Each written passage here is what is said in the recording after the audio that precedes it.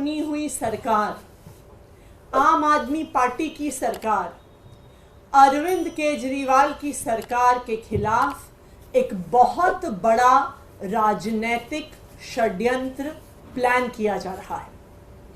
हमें विश्वसनीय सूत्रों से पता चला है कि आने वाले कुछ दिनों में केंद्र सरकार, भारतीय जनता पार्टी शासित केंद्र सरकार दिल्ली में राष्ट्रपति शासन लगाने वाली है।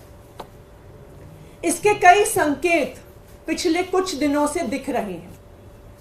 हम पिछले कई दिनों से देख रहे हैं कि दिल्ली में किसी भी अफसर की पोस्टिंग नहीं हो रही है। जो आईएएस अफसर हैं उनकी पोस्टिंग एमएचए द्वारा कंट्रोल्ड होती है, लेकिन पिछले कई महीनों से किसी भी सीनियर आईएएस अफसर की पोस्टिंग दिल्ली में नहीं हुई। दूसरी बात, दिल्ली के अंदर कई विभाग खाली हैं, वहां पर अफसर पोस्टेड नहीं हैं, लेकिन फिर भी दिल्ली के अंदर किसी भी अफसर को नहीं लगाया जा रहा। तीसरी बात, एलजी साहब पिछले एक हफ्ते से एमएचए को बार बार बिना किसी कारण के दिल्ली सरकार को लेके चिट्ठियां लिख रहे हैं।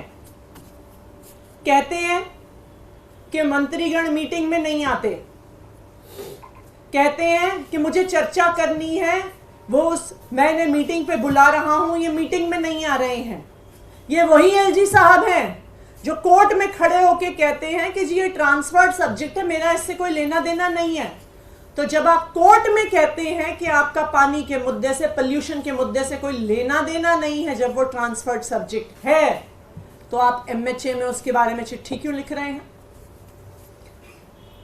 चौथा, दिल्ली सरकार के अफसरों ने मॉडल कोड ऑफ कंडक्ट का बहाना बनाकर किसी भी मीटिंग में आना बंद कर दिया है, चाहे वो कितने ही इंपॉर्टेंट मुद्दे पर हो। आखिरी चीज, हमने देखा कि किस तरह से एक 20 साल पुराने केस को उठाकर दिल्ली के मुख्यमंत्री अरविंद केजरीवाल के निजी सचिव को बर्खास्त कर दिया।